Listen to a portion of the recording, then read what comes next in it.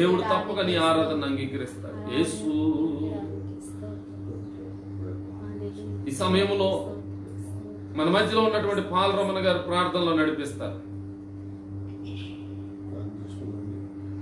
పరిశుద్ధుడా పరిశుద్ధుడా నిత్యం స్తుతులకు పరిశుద్ధుడా వారం రోజులు మమ్మల్ని మీ లెక్కలకి సాటి కింద కాసి కప్పేసి నిదానానికి లెక్కలేని స్తోత్రంలో వందనం దయగల ప్రభువా పరిశుద్ధుడు తండ్రి ప్రభా ఈ రాసుని నిలబెట్టుకుని తండ్రి ప్రభా ఈ మధ్యాహ్న సమయంలో రత్నరాజు మీ గాయమరాస్తంలో పెట్టి ప్రార్థిస్తున్నాం తండ్రి ప్రభా వాక్యం మీదే ఉండగా మీ పరిశుద్ధాత్మ శక్తి తండ్రి ప్రభా ఆయనలో ఉంచి మీ ఆత్మ నూరంతా ఆత్మలుగా తండ్రి ఫలించి విధానంగా తండ్రి బలపరిచి ప్రభా వాడి ప్రభా ఇదిగో తండ్రి ఈ మధ్యాహ్న సమయంలో తండ్రి ప్రభా ఎంతమందికి ఈ అవకాశం ఈ విధంగా మీరు వాచించడానికి వీక్షించడానికి ఇచ్చిన అవకాశం లేదు.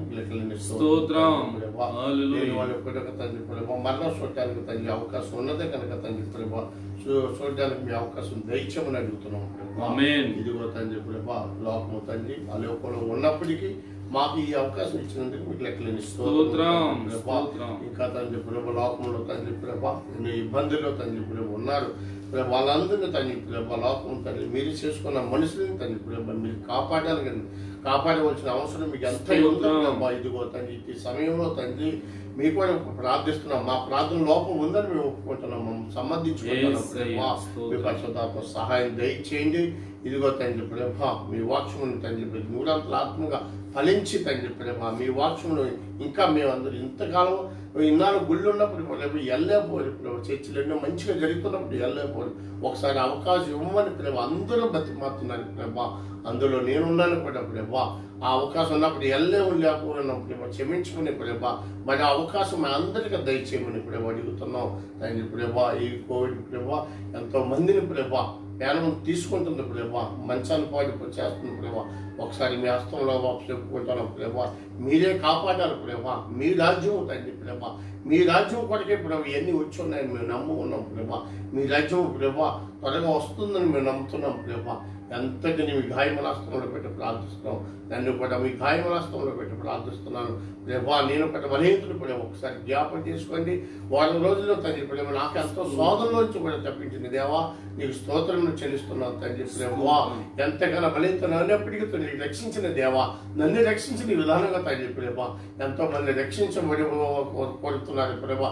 అట్టి వారిని కూడా వాళ్ళందరినీ కూడా ప్రభా వాళ్ళందరూ తరపున కూడా ప్రార్థిస్తున్నాను. అట్టి రీతిగా తండ్రి ప్రభా మీ పరిశుద్ధాత్మ శక్తితో తండ్రి ప్రభా వాళ్ళందరినీ ప్రభా భయపరచండి ప్రభా. మీ పరిశుద్ధాత్మ సహాయం దయచేయండి. ఇదిగో తండ్రి ప్రభా వాక్సం మీద ఉండగా తండ్రి ప్రభా రత్నరాజు మీ హస్తంలో చెప్పుకుంటూ మీ వాక్సం మీద ఉండగా మీ పరిశుద్ధాత్మ సహాయం దయచేయమని నదులు చేస్తున్నాము ప్రార్థన. Amen amen. Praise the lord. Hallelujah. ఈ సమయంలో ప్రార్థించినటువంటి పాలరమణ గారిని బట్టి దేవుని మహిమపరుస్తూ ఉన్నాను. హల్లెలూయా. వాక్య భాగానికి వెళ్లే ముందు చిన్న మాట ఒకటి తెలియజేయాలని నేను ఆశపడతా ఉన్నాను. ప్రియమైనటువంటి స్నేహితులారా, మిత్రులారా, అందరూ దయచేసి ఈ కరోనా వైరస్ ఎంతగానో ఇండియాలో ప్రబలుతూ ఉంది. మన యొక్క దేశము కొరకు ప్రార్థించాలి. అలాగే మనం ఇక్కడ నివసిస్తున్నాం కనుక ఈ దుబాయ్ దేశం కొరకు కూడా ప్రార్థించాలి. సంఘాలు ఈ రోజున తెరవబడ్డాయి. ఇండియాలో చాలా వరకు చాలా సంఘాల్లో మనుషులు నిండలేకపోతా ఉన్నారు. దేవుని సన్నిధికి వెళ్ళడానికి సంకోచం చెందుతా ఉన్నారు. ఉదయాన్నే ఒక ప్రియ సహోదరికి ఫోన్ చేసినప్పుడు ఇండియాలో ఏదైనా వివాహ దినాలు, వివాహ కార్యక్రమాలు కానీ లేకపోతే ఏదైనా బర్త్డే ఫంక్షన్స్ కానీ ఇటువంటివి జరుగుతూ ఉన్నప్పుడు ఇంచుమించు 100 మంది వరకు అక్కడ హాజరవడానికి ప్రయత్నం చేసి వెళ్తా ఉన్నారట. అయితే దేవుని సంఘాల్లో చూస్తే 10 మంది, 15 మంది, 20 మంది అలాగ 2 గంటలు కూడా ఉండటానికి వారు సాహసించి వెళ్ళలేకపోతున్నారట. నిజానికి ఎంత గొప్ప ఆశ్చర్యకరం. దేవునితో సహవాసం చేయడానికి తక్కువ మంది వెళ్తా ఉన్నారు. ఈ లోకానుసారమైనటువంటి ఫంక్షన్ల కొరకు అనేక మంది ప్రజలు హాజరవుతా ఉన్నారు. కనుక మనం ఏ దిశకు పోతున్నామో, ఏ పరిస్థితుల్లోకి వెళ్ళిపోతున్నామో మనం ఒకసారి ధ్యానపూర్వకంగా మనం ఆలోచన చేయాలి. మన హృదయం దేవుని వైపు తిప్పగలుగుతూ ఉంటే గనక దేవునితో సంతోషించడానికి ఒక అవకాశం మనకు ఉన్నది అని మనం భావించవచ్చు. దేవునితో మనం సహవాసం కలిగి ఉండకుండా ఈ లోకానుసారమైనటువంటి పరిస్థితుల్లో మనం ఉంటే గనక అన్నిటికీ కూడా దేవుడు మనల్ని ఇష్టపడ్డాడని జ్ఞాపకం చేస్తా ఉన్నాను. కనుక ఈరోజు ప్రజలందరూ గమనించవలసింది ఏంటంటే, ఎవరు ఉండవలసిన స్థలాల్లో వారే ఉండాలి, దాన్ని నేను కాదని అన్నట్ల. కానీ దేవుని సంఘములోకి వెళ్ళి దేవుణ్ణి కొంచెం దూరంగా కూర్చొని దేవుణ్ణి ఆరాధన చేసి దేవుని సంఘముతో పాటుగా సహవాసంలో పాల్గొని దైవజనులతో మనం సహవాసం కలిగి ఉంటూ దేవుని సంఘంలో కలిగి ఉండాలని నేను తెలియజేస్తా ఉన్నాను. కనుక దానిని మర్చిపోకండి. అవకాశం ఉన్నంత వరకు దేవుని సన్నిధికి వెళ్ళి దేవుని సన్నిధిలో పాలు పంపులు పొందుకుని ఆరాధన చేసి దేవుని ఆరాధన చేసేటువంటి వ్యక్తులుగా ఉండాలని నేను మనం చేస్తా ఉన్నాను. ప్రైజ్ ది లార్డ్, హల్లెలూయా. మనం పరమగీతముల గ్రంథాన్ని ధ్యానం చేస్తా ఉన్నాం కొన్ని నెలలుగా. మరి ఇంకా కొద్ది దినాల్లో దీనిని కూడా కొన్ని విషయాలు ఇంకా చాలా ఉన్నాయి పరమగీత గ్రంథంలోను. ఈ పరమగీతము అనేటువంటి గ్రంథము ఎంత చెప్పినా కూడా తరగదేమో అని అనిపిస్తా ఉన్నది. కనుక ఈ పరమగీతముల గ్రంథం ఇంకా అంటే 2-3 వారాల్లో నేను ముగించాలని అనుకుంటున్నాను. పరిశుద్ధాత్ముడు నాకు సహాయం చేసి నడిపించును గాక. ఆమేన్. ఇంకా బైబిల్లో అనేకమైనటువంటి విషయాలు నాతో పరిశుద్ధాత్మ దేవుడు మాట్లాడుతున్నప్పుడు నా హృదయం పురుకొల్పబడి ఇవన్నీ కూడా ఏ రీతిగా నేను బోధన చేయగలను, నన్ను నేను సిద్ధపరచుకోగలను అనేటువంటి మనోధైర్యం నాకు దేవుడు అనుగ్రహించాలి. కనుక మీరందరూ ప్రార్థన చేయండి. ప్రార్థన పూర్వకంగా ఈ వాక్యాన్ని విందాం. పరమగీతముల గ్రంథం 8వ అధ్యాయము 6వ వచనం ఒకసారి చదువుకుందాం.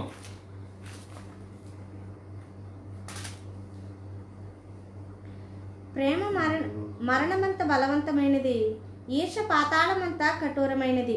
దాని జ్వాలలు అగ్ని జ్వాల సమములు, అది యెహోవా పుట్టించు జ్వాల. నీ హృదయము మీద నన్ను నామాక్షరముగా ఉంచుము, నీ భుజమునకు నామాక్షరముగా నన్నుంచుము.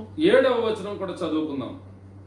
అగాధ సముద్ర జలము ప్రేమను ఆర్పజాలదు, నదీ ప్రవాహములు దాని ముంచివేయజాలవు. ప్రేమకై ఒకడు తన స్వాస్థ్యమంతా ఇచ్చినను, తిరస్కారముతో అతడు త్రోసివేయబడును. ఈ వాక్యములతో దేవుడు మనతో మాట్లాడును గాక. ఆమేన్. ఆమేన్. ప్రియమైనటువంటి దేవుని బిడ్డలారా, మరి ఒక దినము దేవుడు మనకిచ్చాడు. ఈ సంవత్సరము చాలా క్లిష్టమైన పరిస్థితుల్లో ఉన్నారు ప్రజలందరూ.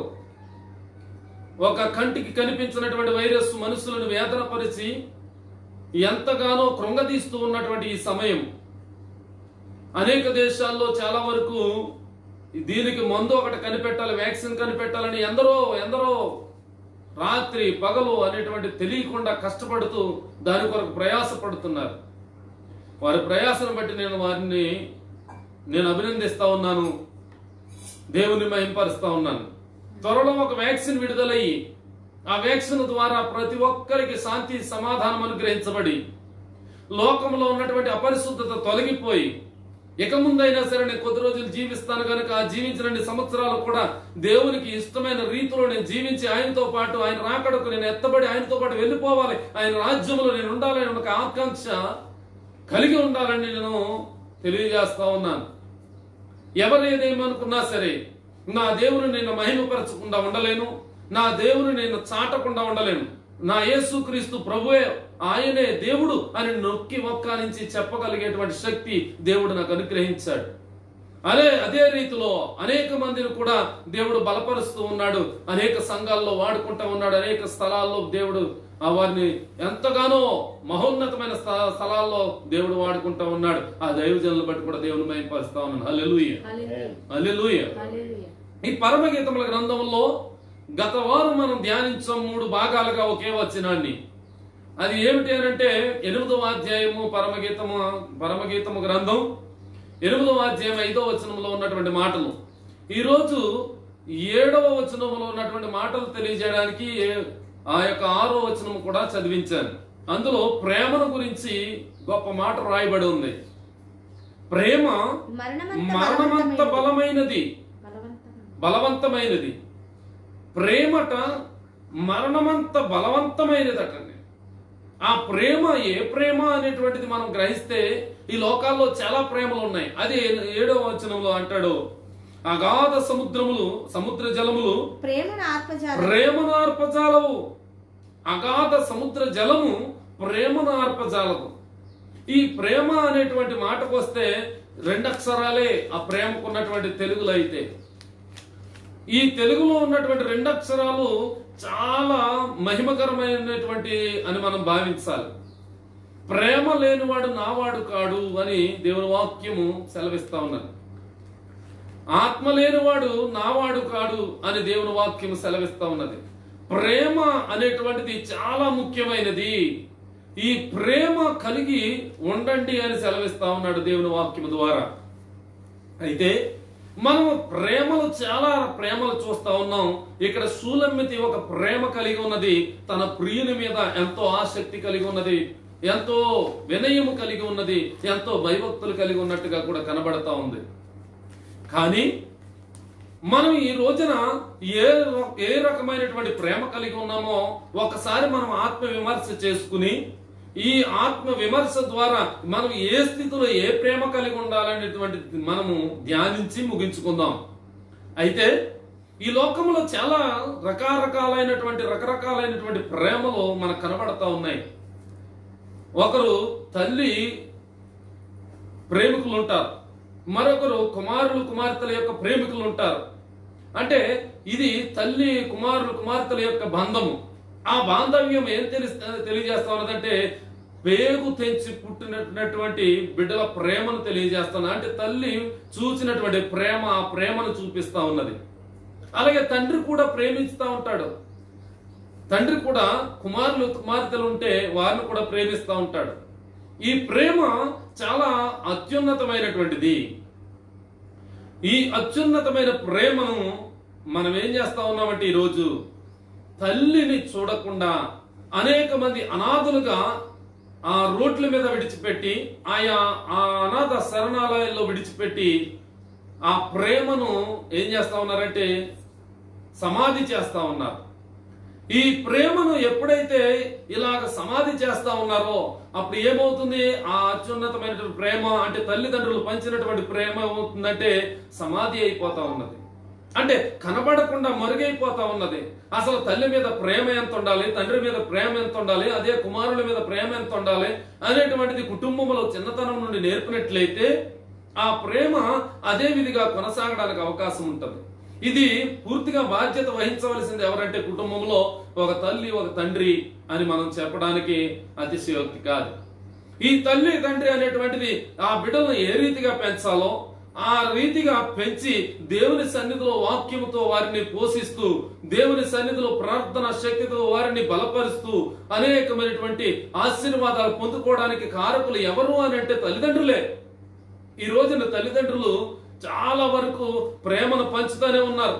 వారు ఏమి చేసినా సరే, అనగా బిడ్డలు ఏం చేసినా సరే ఒకవైపు చూసి చూడనట్లుగా కూడా వెళ్ళేటువంటి తల్లిదండ్రులు కూడా ఉన్నారు. నేను ఉదయాన్నే ఒక చిరిగిపోయి నిక్కరేసుకున్నటువంటి అబ్బాయిని అడిగితే ఆ అబ్బాయి అన్నాడు, నా తండ్రి దీన్ని పంపించాడు అని అన్నాడు.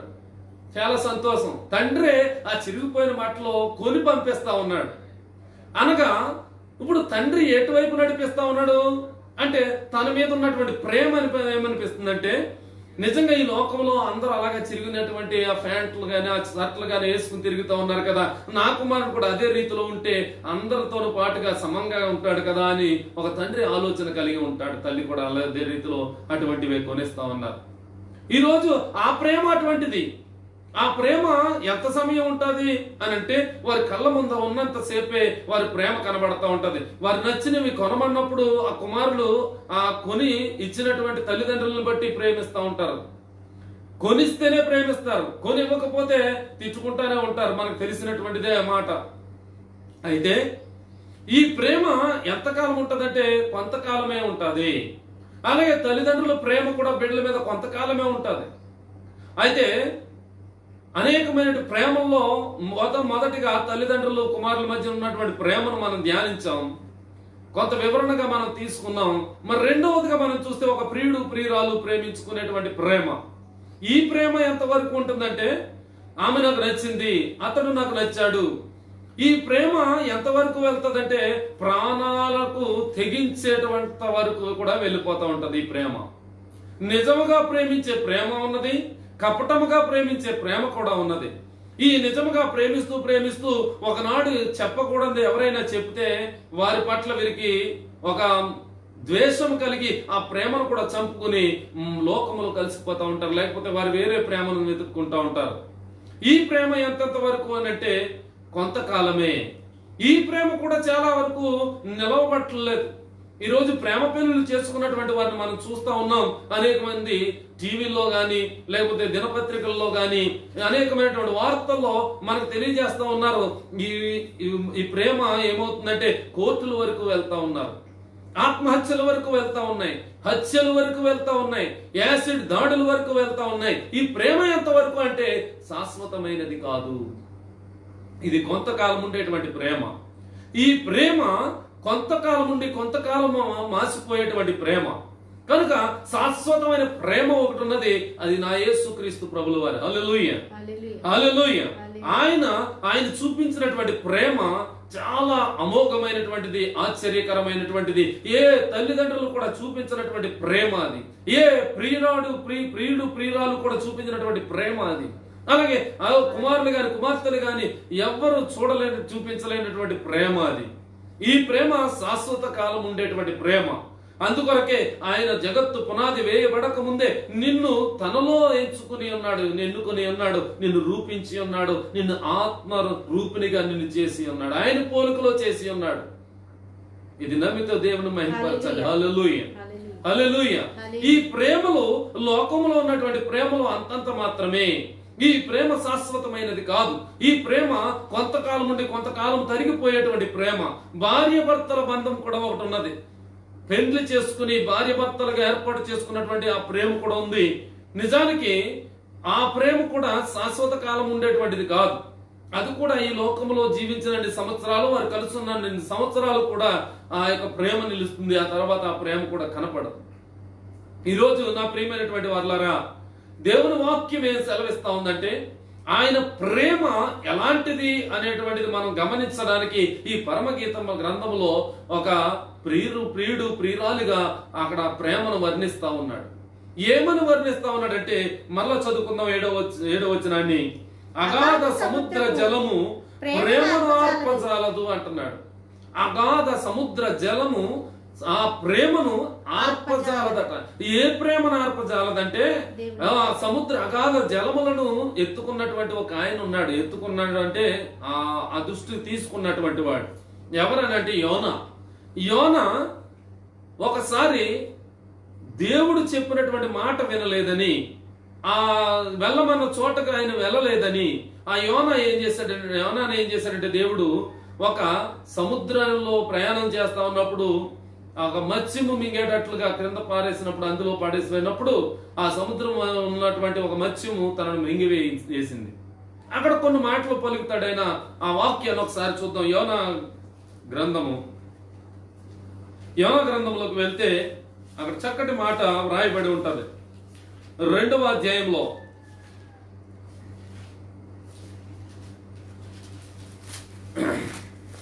2వ అధ్యాయము 1వ వచనం నుంచి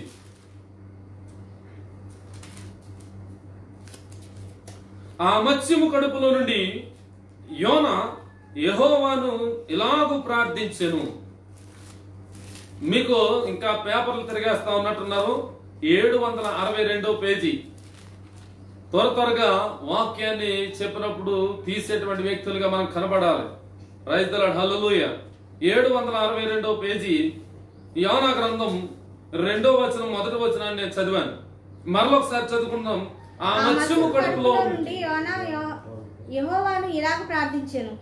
అయితే ఇక్కడ ఎక్కడికి వెళ్ళమన్నాడు ఈయన అని అంటే యొప్పేకి వెళ్ళిపోయి ఈయన ఏం చేస్తున్నాడు, నినివే మహాపట్నానికి వెళ్ళమంటే యొప్పేకి వెళ్ళిపోయి ఆ యొక్క తర్షీషుకు పోయేటువంటి వాడను చూసి ఎక్కేశాడండి.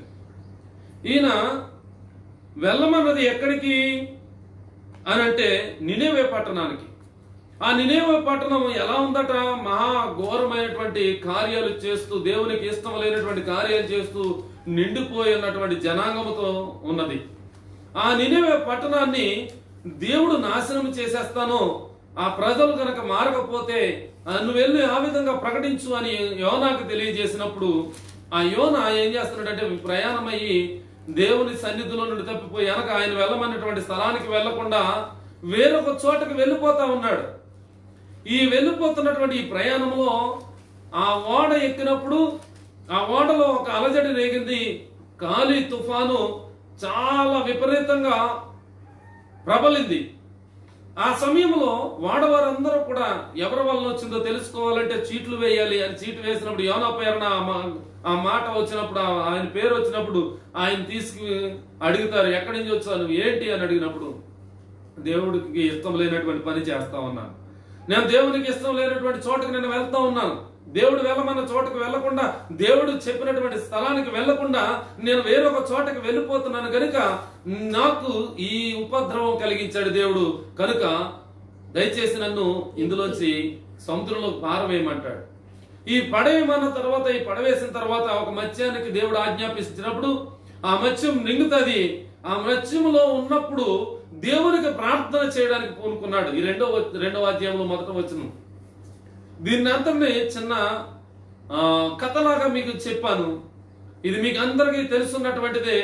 అయినా సరే ఒకసారి మనల్ని దేవుడు ఎందుకని మనం పురుకొల్పుతున్నాడో, ఆ వాక్యము ద్వారా మనతో ఏ విధంగా మాట్లాడతాడు అనేటువంటిది ఎదురు చూద్దాం. ప్రియమైనటువంటి మిత్రులారా, ఈరోజు ఆ యోనా ఎప్పుడు ప్రార్థన చేస్తా ఉన్నాడంటే, ఈయన నీనెవే పట్టణానికి వెళ్ళమన్నప్పుడు వెళ్ళినప్పుడు ప్రార్థించినట్టుగా కనబట్టలేదు.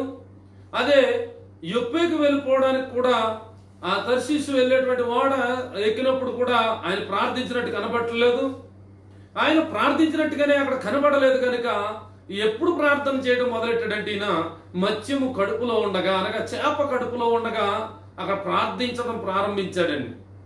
అసలు దేవుని వాక్యాన్ని మనం చదివి చూస్తున్నప్పుడు నువ్వు వేకువనే లేచి దేవునికి మొరపెట్టను అన్నాడు కదా. నువ్వు వేకువజామునే లేచి, నీవు తెల్లవారినప్పుడే నువ్వు లేచి దేవునికి మొరపెట్టమని చెప్పాడు కదా. యేసయ్య కూడా పెందల కడనే లేచి ఇంకా చీకటి ఉండగానే ఆయన అరణ్యమునకు వెళ్ళి ప్రార్థించాడనే మాట మనకు రాయబడి ఉన్నాయి కదా. ఈ యోనా అనేటువంటి వాడు నిజమే తనకి ఇష్టం లేకపోయినా సరే దేవుడు నన్ను పంపుతా ఉన్నాడు అని ప్రయాణం కట్టవలసిన అవసరం ఉంది. ప్రయాణమై అక్కడికి వెళ్ళవలసి అవసరం కూడా ఉంది. అయితే ఈయనకి భయం వేసింది. అక్కడ ఉన్నటువంటి ప్రజలు చాలా మూర్ఖులు, చాలా ఘోరమైనటువంటి వారు, దుర్మార్గులు కనుక వారిని ఆయన ఏదైనా హాని చేస్తారేమో అని భయపడిపోయినట్టుగా కనబడతా ఉంది. కనుక దేవుని సన్నిధిలో అడగకుండగానే ఈయన వేరొక మార్గానికి వెళ్ళిపోతున్నాడు. అక్కడ అడుగుతా ఉన్నాడు ఏమని అంటే, నేను ఉపద్రవంలో నుండి యెహోవాకు మొర్ర పెడుతున్నాను అంటున్నాడు. ఎక్కడున్నాడు ఇప్పుడు?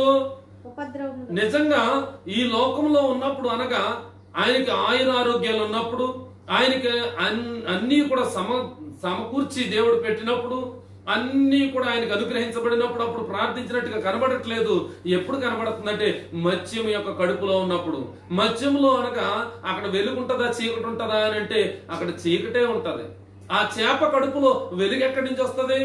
ఆ చేప కడుపులో ఉన్నప్పుడు ఆ అంధకారము అతను ముంచి వేసింది కనుక అక్కడ మొర్ర పెడతా ఉన్నాడు. అనగా ఆపదలు వచ్చినప్పుడు దేవుని మొర్ర పెట్టడానికి మనం ప్రయత్నం చేస్తా ఉన్నాం. నా ప్రియమైనటువంటి మిత్రులారా, యోనా అదే మొర్ర అనేటువంటిది ముందే కనుక మొర్ర పెడితే, నువ్వు వెళ్ళు, నేనున్నాను కదా, నీ తరపున నేను యుద్ధం చేస్తాను, నీ పక్షంగా నేను నిలబడతాను అని కొన్ని మాటలు చెప్పేవాడు కదా. అయితే ఇక్కడ యోనా ఏం చేస్తున్నాడంటే, దేవుడు చెప్పినటువంటి ఆ స్థలంలోకి వెళ్లకుండా వేరొక స్థలానికి వెళ్ళిపోతున్నాడు కనుక ఉపద్రవంలో పడిపోయాడు, చీకటిలో పడిపోయాడు. చీకటి అనగా పాపం అని తెలియజేస్తా ఉన్నది. ఈ చీకటి అనేటువంటిది అంధకారం అనేటువంటిది తెలియజేస్తా ఉన్నది. ఈ అంధకారంలో ఏది కనపడదో అందు గురించి దేవుడికి యెహోవాకి ప్రార్థన చేశాడట.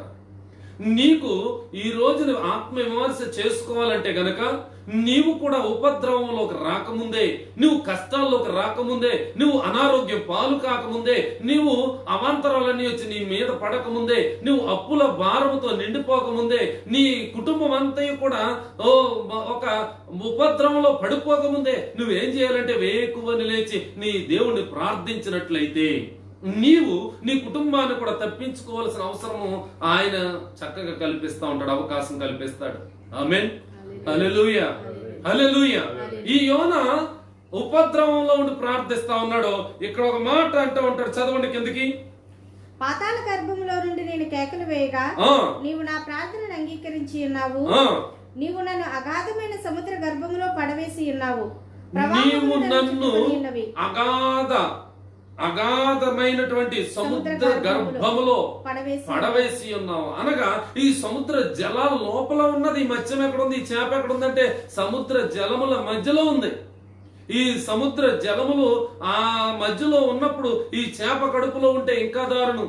అది నిజానికి ఆ అరుపుకునేటువంటి శక్తి ఉంటే, దాన్ని డైజెషన్ చేసుకునేటువంటి శక్తి తనకు దేవుడు కల్పిస్తే నిజానికి యోనా ఏమయ్యేవాడంటే తనకి ఆహారం అయిపోయి ఉండేవాడు, ఆ చేపకు ఆహారం అయిపోయి ఉండేవాడు. కానీ దేవుని శక్తి ఎక్కడ ఆపినదంటే, దేవుని ప్రేమ ఎక్కడ ఆపిందంటే అగాధ జలముల మధ్యలో ఉన్నా సరే ఆయన ప్రేమ ఏం చేసిందంటే యోనాని ఆపినట్లుగా కనపడతా ఉంది. ఈ యోనాని తనకి ఆ చేపకు ఆహారం కాకుండా ఆపినట్లుగా మనకు కనబడతా ఉన్నది.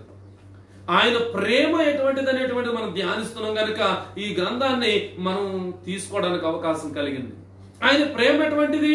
ఒకవేళ యోనాకు బుద్ధి చెప్పాలి, యోనాకి నాశనం చేయాలి, యోనాని ఏ విధంగా అయినా సరే ఈయన దేవుని సేవకుడుగా ఉన్నాడు కనుక ఇతను తప్పించాలని దేవుని కనుక ఆలోచన కలిగి ఉంటే ఒకే ఒక్క మాట పలికి ఉండేవాడు, ఆయన అక్కడికే మరణమై ఉండేవాడు. కానీ దేవుని ప్రేమ ఎలాంటిదంటే ఎవ్వరు కూడా మృతి నొందడం ఆయనకి ఇష్టం లేదు, ఎవరు కూడా చనిపోవడం అనేటువంటిది ఆయనకి ఇష్టం లేదు, దేవుని వాక్యానికి విరుద్ధముగా ఆయన చేయడానికి ఆయనకి ఇష్టం లేదు. దేవుని వాక్యం ఏం చేస్తా ఉన్నదంటే రెండంచులు గల ఎటువంటి వాడి గల ఖడ్గమునైనను అది ఏం చేస్తా ఉన్నదంటే ఆ ప్రాణాత్మ ములుగులోకి దూరి ఆయన విభజించినంత మట్టికి అది దూర్చు ఉన్నదటండి. ప్రాణాత్మ మూలుగులను విభజించినంత మట్టికి ఆ యొక్క మూలుగుల్లో దూరిపోతా ఉన్నదట వాక్యం. ఈ వాక్యం మనకి ఏం తెలియజేస్తా ఉన్నదంటే దేవుడు ఒక ప్రేమ అయి ఉన్నాడు, గాడ్ ఇస్ లవ్ అని తెలియజేస్తా ఉన్నది వాక్యం. యోహాను సువార్త, యోహాను రాసినటువంటి మొదటి పత్రిక, యోహాను రాసిన మొదటి పత్రికలో ఈ మాట రాయబడి ఉంటుంది. ఒకసారి చూద్దాం, చూడండి. 4వ అధ్యాయం 8వ వచనం. యోహాను రాసినటువంటి మొదటి పత్రిక 4వ అధ్యాయము 8వ వచనం. దేవుడు ప్రేమ స్వరూపి, దేవుడు ప్రేమ స్వరూపి. అలాగే 16వ వచనంలో కూడా అదే మాట రాయబడి ఉంటది. మన ఎడల దేవునికి ఉన్న ప్రేమను మనం ఎరిగిన వారమై దాన్ని నమ్ముకుని ఉన్నాము. దేవుడు ప్రేమ స్వరూపి అయి ఉన్నాడు. అదే ఇంగ్లీష్ బైబిల్ అయితే గాడ్ ఇస్ లవ్ అని రాయబడి ఉంటది. ఈ దేవుడు ఏమై ఉన్నాడట? ప్రేమ స్వరూపి అన్నాడు. కానీ తెలుగు తర్జుమాలో అదే ఇంగ్లీష్ లో అయితే దేవుడే ప్రేమ అయి ఉన్నాడు అని ఉన్నది. దేవుడు ఏమై ఉన్నాడట? ప్రేమ అయి ఉన్నాడు.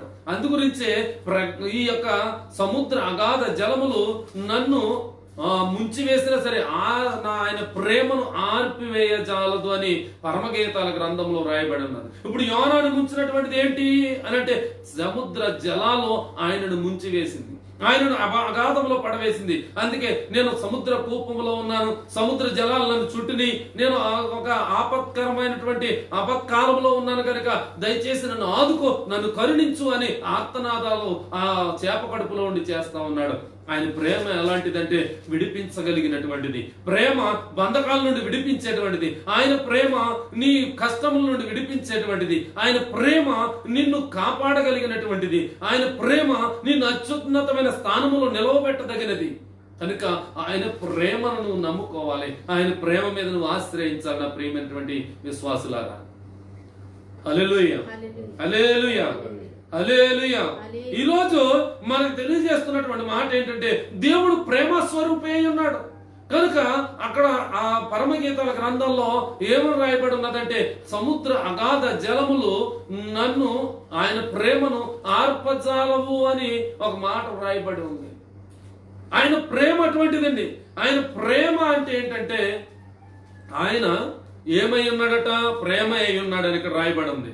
అదే యోహాను సువార్త మొదటి అధ్యాయంలో మొదటి వచనంలో ప్రథమ అధ్యాయము 4వ వచనంలో ఈ మాట రాయబడి ఉంటది. దేవుడు ఆయన జీవము కలిగిన వాడు అని ఉంటారు. ఆయనలో జీవము ఉన్నది, ఆ జీవము మనుషులకు వెలుగై ఉన్నది. ఈ జీవమట మనుషులకు వెలుగై ఉన్నదట. అంటే ఆయన ప్రేమై ఉన్నాడు. ఇప్పుడు ఇక్కడ ఏమన్నాడు? జీవమై ఉన్నాడు. ఆ జీవం మనుషులకు ఏమిచ్చింది? వెలుగునిచ్చింది. అలాగే యోన ఎక్కడ ఉన్నాడంటే చీకటి అగాధ జలాల్లో ఉన్నాడు. చీకటి అగాధ జలాల్లో యోనా ఉన్నప్పుడు ఆయనకి వెలిగిచ్చింది ఎవరనంటే నా యేసుక్రీస్తు ప్రభుల వారు. అందు గురించే ఆయన 3 దినాల తర్వాత ఏం చేశాడనంటే ఆ యొక్క చేపకు ఆజ్ఞాపించగా అది ఒడ్డుకి తీసుకువెళ్లి కక్కివేసింది యోనాని. సజీవంగా ఆయన బ్రతికి బయటపడ్డాడు. ఈ ప్రేమ సజీవంగా ఏం చేసిందంటే నిలవబెట్టగలిగింది, ఆయన జీవింప చేయగలిగింది. ఆ ప్రేమ ఎలా జీవింప చేయగలిగిందంటే సజీవంగా ఉంచినటువంటి ప్రేమ. ఆయన ప్రేమను మనం వర్ణించలేము. ఆయన ప్రేమను మనం చాటుతా ఉన్నాం. ఆయన ప్రేమను మనం అనుదినము మనము ధ్యానించవలసిన అవసరం ఉన్నది. కనుక ఆయన ప్రేమను ఎంత వర్ణించినా కూడా తక్కువైన ప్రియమైనటువంటి స్నేహితులారా, హల్లెలూయా హల్లెలూయా. ఆయన ప్రేమ ఎవరిని కూడా విడనాడినటువంటిది కాదు, ఎవరిని కూడా విచారపరిచేటువంటిది కాదు, ఎవరిని కూడా కష్టాల్లోకి తోసేటువంటిది కాదు. ఎంత కష్టంలో ఉన్నా, ఎంత ఆపదల్లో ఉన్నా, నీవు దేవునికి దూరంగా ఉన్నా, నువ్వు ఆ క్షణాన మొరపెట్టినట్లయితే నిన్నేం చేస్తాడంటే ఆయన అగాధ జలాల్లోంచి పైకి తీసి ఆయన ఒక ఒడ్డుకు చేరుస్తాడు, అనగా ఒక గట్టుకు చేరుస్తాడు, అనగా నిన్ను ఒక తీరానికి చేరుస్తాడు అని అర్థం. హల్లెలూయా. అర్థమైనటువంటి వారు దేవునికి హల్లెలూయా చెప్పండి. హల్లెలూయా. దేవుడు ప్రేమ స్వరూపి అయి ఉన్నాడు. అలాగే ఆయన కూడా జీవము అయి ఉన్నాడు. కనుక ఆ జీవము లోకమునకు ఏం చేస్తా ఉన్నది? మనుషులకు వెలుగై ఉన్నదట. ఆ వెలుగు చీకటి అంట గ్రహించట్లేదట. ఆ చీకటి, ఈ చీకటి అనేటువంటిది ఎలా ఉన్నదంటే వెలుగును గ్రహించే స్థితిలో లేదు. ఆ వెలుగును గ్రహించట్లేదని యోహాను సువార్త మొదటి అధ్యాయంలో రాయబడి ఉన్నది. ఆయన వెలుగై ఉన్నాడు. ఆ వెలుగు ఏమిటి అని అంటే ఆయన ఒక మాట మనం చూద్దాం. ప్రకటన గ్రంథం 2వ అధ్యాయము త్వరగా తీయాలి. 2వ అధ్యాయము 28వ వచనం. ప్రకటన గ్రంథం 2వ అధ్యాయము మరియు అతనికి 28 సంగములతో ఆత్మ చెప్పుచున్న మాట గలవాడు వినును గాక. 8వ వచనంలో రాయబడిన మాట ఏంటంటే రైట్ చదవండి. 28 మరియు అతనికి వేకువ చుక్కను ఇచ్చేదను అని అంటున్నాడు. మరియు ఆయనకి వేకువ చుక్కను ఇవ్వడానికి కారణం ఏంటి? అసలు వేకువ చుక్క అంటే ఏంటో తెలుసా? వేకువ చుక్క అంటే ఉదయకాలము తెల్లవారక ముందే వచ్చేటువంటి చుక్క చాలా ప్రకాశమానంగా ఉంటది, చాలా వెలుగుగా ఉంటది. చీకటి అయినటువంటి ఆ స్థలములో, చీకటి అయినటువంటి ఆ సమయంలో, చీకటి అనగా అంధకారమైనటువంటి ఆ సమయంలో ఒక వేకువ చుక్కను దేవుడు పుట్టిస్తా ఉంటాడు. ఉదయాన్నే తెల్లవారుజామున లేచి పొలాలకు వెళ్ళేటువంటి వారికి అది బాగా తెలుస్తూ ఉంటది. ఆ చుక్క చాలా కాంతివంతంగా ఉంటది. ఎన్ని లక్షల కోట్ల చుక్కలు ఉన్నా సరే, నక్షత్రాలు ఉన్నా సరే, ఆ వేకువ చుక్క ఉన్నటువంటి ప్రకాశము ఏ చుక్కకు కూడా మనకు కనపడదు. అయితే ఆ వేకువ చుక్క అనేటువంటిది ఇక్కడ ఏం ఇస్తానంటున్నాడు? ఆయనకు వేకువ చుక్కను ఇచ్చేదను అని అంటున్నాడు. వేకువ చుక్కను ఇస్తానగా ఆకాశంలోంచి ఒక నక్షత్రాన్ని తీసుకొచ్చి మీకు ఇస్తాడని కాదు. దానికి అర్థం ఏంటంటే వేకువ చుక్క ఇస్తాడనగా మనం పాప శరీరాకారంలో ఉన్నటువంటి వారం, పాపములో బ్రతికినటువంటి వారం, చీకటిలో బ్రతికినటువంటి వారం, రాత్రిలో బ్రతికినటువంటి వారం, ఆ రాత్రి అనేటువంటి మనము ఆ మరణము ద్వారా మరలా ఏమవుతామంటే వేకువ చుక్క వలె ప్రకాశముగా మారుతాము, అనగా పునరుత్థానం చెందుతామని అక్కడ రాయబడి ఉంది. మరణ పునరుత్థానం ఆయన వశములో ఉన్నాయి కనుక ఒకసారి మనం ధ్యానం చేస్తే ఈ మరణం అనేటువంటిది ఎవరికైనా సంభవించేటువంటిదే. ఈ రాత్రి అనేటువంటిది ఎవరికైనా సంభవిస్తుంది. రాత్రి అనగా చీకటి అనగా పాపం అనగా మరణం. ఈ మరణం అనేటువంటి ప్రతి మనిషికి కూడా సంభవించేదే. ఈ మరణము ఎలాంటి మరణం అంటే శారీరక మరణం.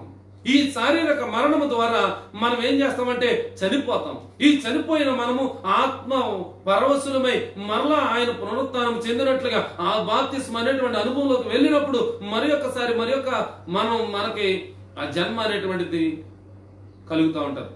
మనం ఎవరినైనా అడిగినప్పుడు మీ జీవితం ఎంతకాలం అండి అని అడిగితే, నేను శారీరకంగా పుట్టిన ఎన్ని సంవత్సరాలండి, ఒక 40 సంవత్సరాలు అయిందండి, ఆత్మీయంగా పుట్టినది ఒక 20 సంవత్సరాలు అయిందండి అని కొన్ని మాటలు మనకు తెలియజేస్తూ ఉంటారు. అనక ఆత్మీయంగా పుట్టినటువంటి మనము ఎవరి వెలుగులో ఉంటున్నామంటే ఆయన వెలుగులో ఉంటున్నాం. ఒక చీకటిలో వేకువ చుక్క ఏ రీతికి అయితే వెలుగునిచ్చి ఆ చీకటిని దూరపరుస్తూ ఉన్నదో, అనగా ఆ మరణాన్ని దూరపరుస్తూ ఉన్నదో, మనల్ని కూడా ఏం చేస్తున్నదంటే మనల్ని కూడా ఈ పాప శరీరాకారంలో ఉన్నటువంటి మనకు ఒక వెలుగు అనేటువంటిది అది ఎలా ప్రకాశింపజేస్తా ఉన్నదంటే అనేకమైనటువంటి కాంతులు, అనేకమైనటువంటి వెలుగులు, ఆ వెలుగులతో అది నింపి మనల్ని ఏం చేస్తా ఉన్నదంటే పునరుత్థానం చెందడానికి అవకాశం కల్పిస్తా ఉన్నది. హల్లెలూయా, దేవునికి స్తోత్రం, హల్లెలూయా. కనుక ఈ రోజు వేకువ చుక్కలను ఇస్తాను అని అంటే వేకువ చుక్క ఎక్కడో ఉన్నది ఆకాశంలో ఉన్నది తీసుకొచ్చి తెంపుకొచ్చి ఇస్తానని కాదు. ఈ రోజున మానవుడు కూడా ఏం చేస్తున్నాడంటే ఉదయాన్నే లేచినప్పుడు దేవుణ్ణి ప్రార్థించవలసిన వారు ప్రార్థించకుండా వేకువ చుక్కను చూసేటువంటి వారు ఉన్నారు, సూర్యుడికి మొక్కేటువంటి వారు ఉన్నారు, చంద్రుడికి మొక్కేటువంటి వారు ఉన్నారు, అనేకమైనటువంటి దీనికి లోక సంబంధమైనటువంటి వాటికి మొక్కేటువంటి వారు ఉన్నారు. అనగా సృష్టాన్ని మొక్కేటువంటి వారు ఉన్నారు తప్ప సృష్టికర్తను మొక్కేటువంటి వారు కనబడట్లేదు.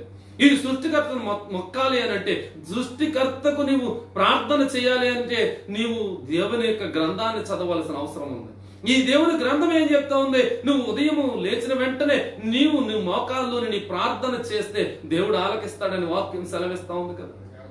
నా ప్రియమైనటువంటి విశ్వాసులారా, ఈ రోజున మీరందరూ కూడా దేవుని వాక్యము నాకంటే ఎక్కువ తెలుసున్న వారే, మీరు దేవుని వాక్యముతో ఎక్కువగా పెనవేసుకున్నటువంటి వారే. అయితే ఆయన ప్రేమను మనం చాటలేకపోతా ఉన్నాం, ఆయన ప్రేమను మనం కనపరచలేకపోతా ఉన్నాం. ఈ ప్రేమను చాటాలంటే నువ్వు వేకువ చుక్కకు ఉన్నటువంటి వెలుగు నీలో కలగాలి అని ఈ వాక్యము ద్వారా సెలవిస్తా ఉన్నది. వేకువ చుక్క అనేటువంటిది వేకువ జామునే కలుగుతా ఉంది. నీవు కూడా ఒక వేకువ జామునే ఒక తేజోమయంగా మారాలని అంటే, నువ్వు దేవుని సూర్యుని కాంతిని, నీతి సూర్యుని కాంతిని నువ్వు పొందుకోవాలని అంటే నీవు ఏం చేయాలి అంటే ఆయన సన్నిధిలో మొరపెట్టే విధముగా ఉండాలి, ఆయన ప్రేమను చాటే విధముగా ఉండాలి, ఆయన ప్రేమను పొందుకునే విధముగా ఉండాలి. అప్పుడే దేవుడు నిన్ను ఏం చేస్తాడంటే ఒక ప్రేమ రూపిగా మారుస్తాడు. హల్లెలూయా, హల్లెలూయా. అయితే ఇక్కడ